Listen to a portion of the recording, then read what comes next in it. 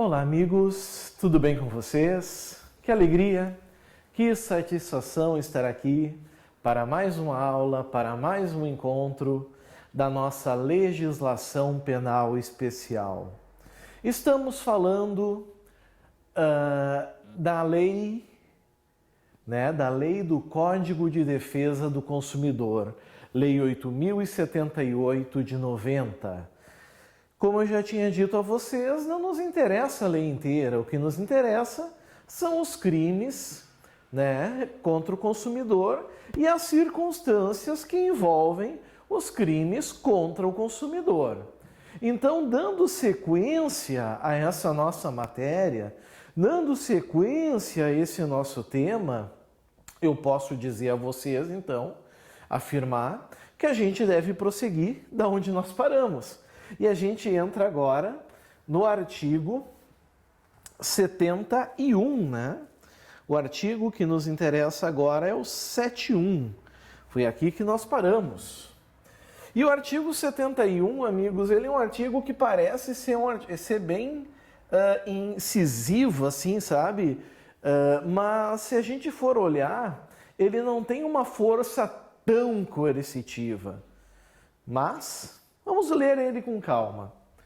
Utilizar na cobrança de dívidas, de ameaça, coação, constrangimento físico ou moral, afirmações falsas e incorretas ou enganosas, ou de qualquer outro procedimento que exponha o consumidor injustificadamente a ridículo ou interfira com seu trabalho, descanso ou lazer.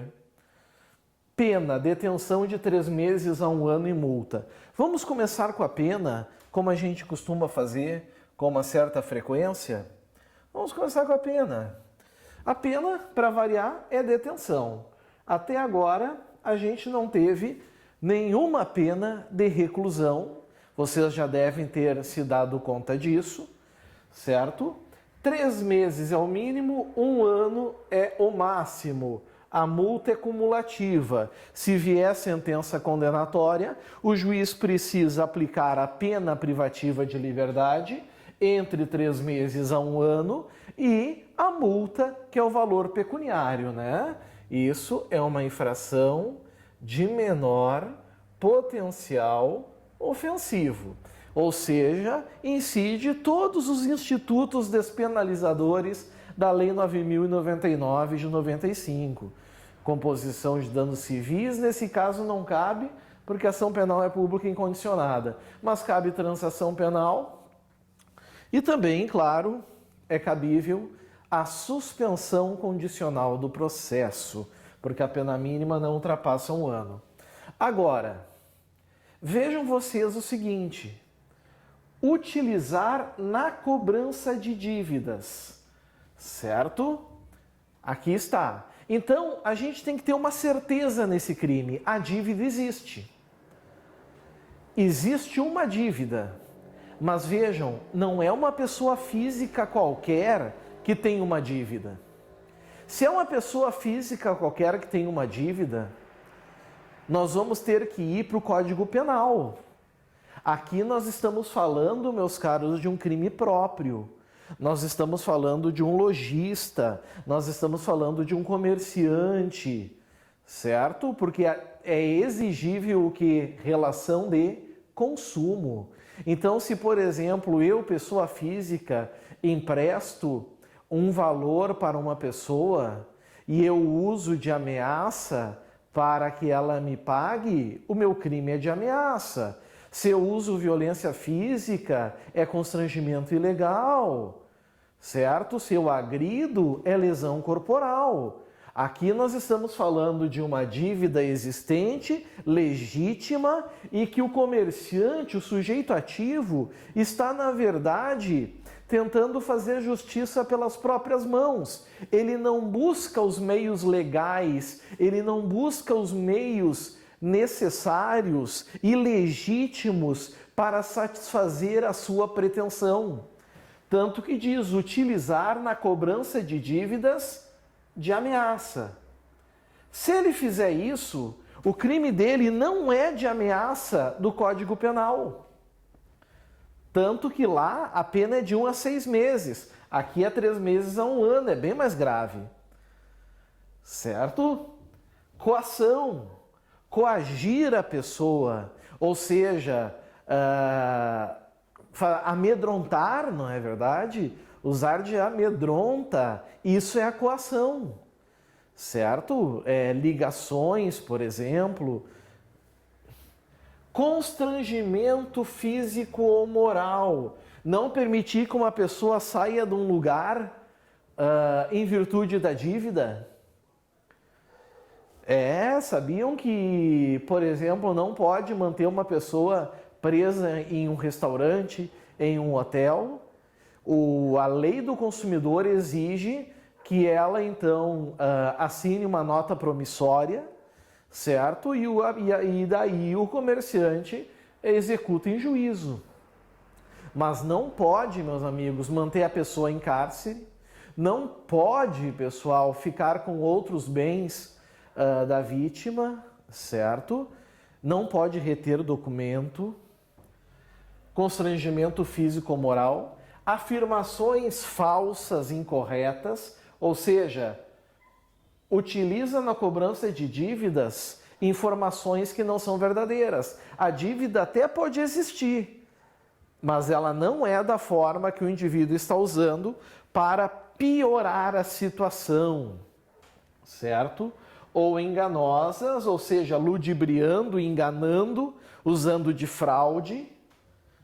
E isso tudo que vocês estão vendo aqui, isso tudo que os senhores estão vendo, são exemplos. Por isso que a gente chama isso de interpretação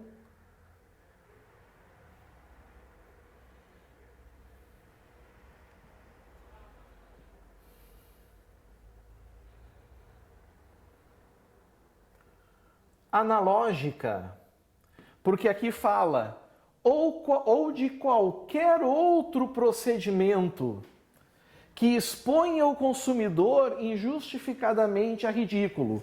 Esse injustificadamente é importante. Por quê, pessoal? Porque receber carta em casa não é injustificável e não é expor a ridículo. Receber telefonemas também não. Em excesso se tem discutido. Tem gente que recebe 30 ligações por dia, coisas do gênero. Ou interfira com o seu trabalho, ameaçar que irá fazer a cobrança ao empregador. Descanso, fazer cobrança aos domingos ou tarde da noite. Lazer, mesma coisa. Então não é difícil entender esse tipo penal, certo? Obviamente, nós estamos falando de um crime doloso, né? Esse crime aqui exige necessariamente o dolo. Não tem como fazer isso aqui sem intenção, culposamente, por uma imprudência, por uma negligência, por uma imperícia. Aí não é possível, certo? É importante então que a gente saiba essa questão, tá? Muito cuidado em relação a esse aspecto. Ok? Tá aqui então, 3 meses a 1 ano e multa. Comparando com os crimes de consumidor, é um crime que tem uma relevância, uma gravidade, mas as penas geralmente são baixas mesmo. Dando sequência, a gente entra agora no artigo 7.2. Artigo 7.2 fala em impedir. Impedir é não deixar que aconteça, frustrar, certo? Fracassou o que deveria ocorrer. Dificultar é colocar um obstáculo, mas cuidado, o objetivo é alcançado. Há duras penas, mas ele é alcançado. Então uma coisa eu já adianto, se o sujeito impediu, a pena vai ficar perto do máximo. Se o sujeito dificultou, a pena vai ficar perto do mínimo. Porque vocês hão de concordar comigo que impedir é mais grave do que dificultar. Certo? É mais grave do que dificultar. Então isso aí não há problema. Impedir ou dificultar o acesso do consumidor às informações que sobre ele constem em cadastros, banco de dados, fichas e registros. Amigos, é aquela história dos lojistas que negam crédito, por exemplo, e não querem informar o porquê, as informações que constam do consumidor, né? Eles não querem dar essa informação. Aliás, isso por ser um direito constitucional à informação, que em alguns casos cabe mandado de segurança, em outros casos cabe o chamado habeas data, é que a pena, inclusive, ela é uma variante do artigo 7.1. Será que a pena do 7.2 é mais grave que a do 7.1? Detenção é a mesma. Detenção é a mesma. Detenção não muda. Tá ali. Certo? A pena mínima é maior. Porque aqui no 7.1 é 3 meses. Aqui é 6. Começa por aí. A pena máxima é a mesma. 1 ano para os dois. Só que, diferente do 7.1, a multa ela é alternativa. Então, se o sujeito vier a ser condenado à pena privativa de liberdade, ou o juiz vai aplicar essa detenção que ali está, ou ele vai aplicar uma multa. É isso que ele vai fazer. Um dos dois. E aí, será que o 7.2 é mais grave porque a pena mínima é maior? Ou é menos grave porque o juiz pode substituir por multa? Aí fica a opinião de vocês. Mas vocês têm que saber as penas dos dois. Isso é muito importante. Certinho? Dando sequência. Entrando agora no artigo 7.3.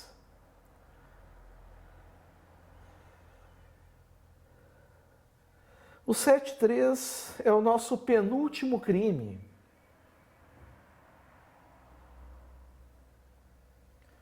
O 7.3 é o nosso penúltimo crime. Olha o que apareceu, que fazia tempo que não aparecia. É um crime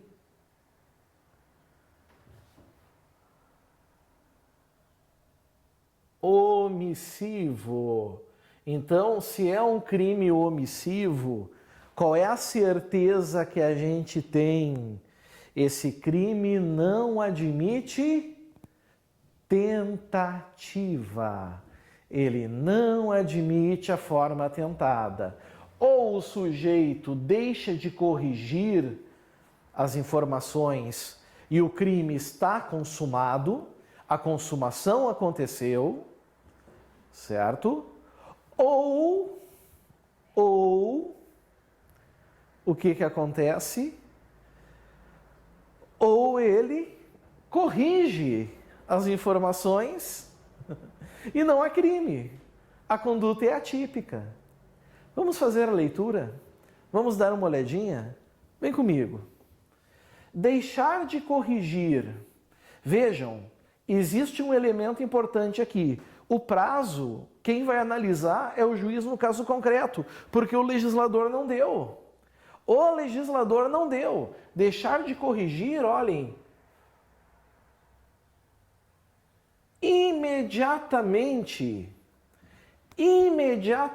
é na hora. Não tem que fazer requerimento, não tem que pedir prazo, 3 dias úteis, 5 dias úteis e por aí vai. É claro que não.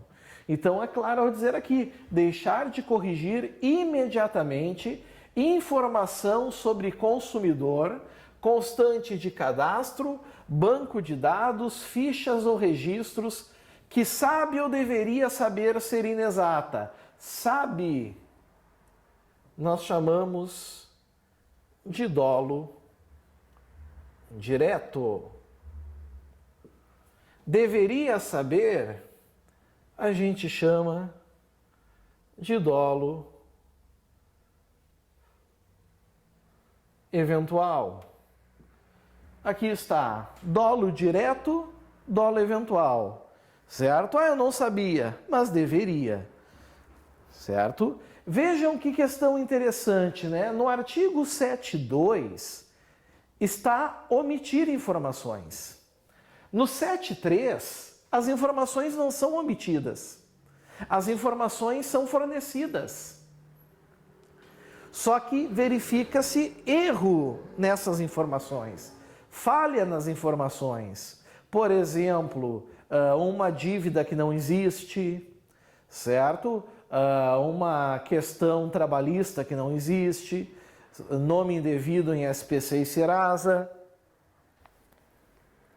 Imediatamente tem que ser corrigida. Não corrigiu, cometeu o crime. Mais uma vez, a pena, obviamente, é de detenção. O mínimo é 1, o máximo é 6. Então, é uma infração de menor potencial ofensivo. Cabe todos os benefícios da Lei 9.099, como todos os crimes do consumidor. Alternativa com multa. Ou seja, se quiser, o juiz aplica somente multa. Mas eu já repito a vocês, eu já adianto a vocês, é muito raro chegar nesse momento, porque a Lei 9.099, ela traz um universo de institutos despenalizadores, traz um universo de situações, certo? E esse universo de situações, pessoal, eles mostram claramente, mas de uma forma bem objetiva, certo? Bem objetiva, que alguém ser condenado por um crime desses é porque o sujeito ele tem a certeza assim, absoluta da sua inocência, e aí ele vai recusando todos os benefícios, ou seja, ele confia muito na justiça brasileira. Isso é o que a gente percebe, ele confia demais na justiça brasileira. Por isso que isso acontece. Pegaram? Perceberam? Se ligaram? Maravilha! E agora então a gente entra no último crime. Artigo 74. O artigo 74 é o último crime em espécie dos crimes contra o consumidor. Vejam, mais uma vez, deixar de entregar é um crime omissivo. Esse aqui é clássico. Clássico. Deixar de entregar ao consumidor o termo de garantia, adequadamente preenchido e com especificação clara de seu conteúdo. Então, primeiro, basta entregar ao consumidor. Não entregar o termo de garantia já é o crime. Começa por aí. Se é deixar de entregar, esse crime não admite tentativa. Porque se tu deixa de entregar, o crime está consumado. E se tu entrega, não há crime. Se tu deixa de entregar, né? Esse crime é omissivo, mas atenção para a prova. Cuidado, o crime pode se dar também na forma comissiva.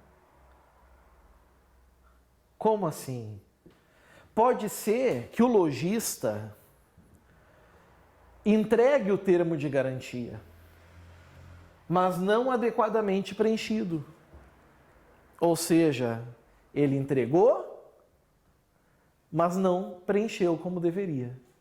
Crime de mera conduta, certo? Ou sem a especificação clara do conteúdo. É direito de todo consumidor, certo? O termo de garantia, o certificado de garantia. Então saibam, não emitir certificado de garantia, não emitir esse certificado, certo? É crime contra o consumidor. E também, claro, a infração administrativa. Nós não estamos falando aqui da não emissão de nota fiscal. Eu gostaria que os senhores não confundissem isso. Não se trata de não emitir nota fiscal. Por quê, pessoal? Porque não emitir nota fiscal é crime contra a ordem tributária da Lei 8.137 de 90, lá no inciso 3. E aí é um crime com pena, inclusive, mais grave. Então, não confundam em prova a nota fiscal com o certificado de garantia, que aí sim é crime contra o consumidor. Não emitir nota fiscal é sonegação. Certinho?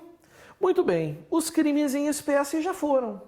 Agora nós temos um último bloco, o bloco do arremate, onde nós vamos terminar os crimes contra o consumidor.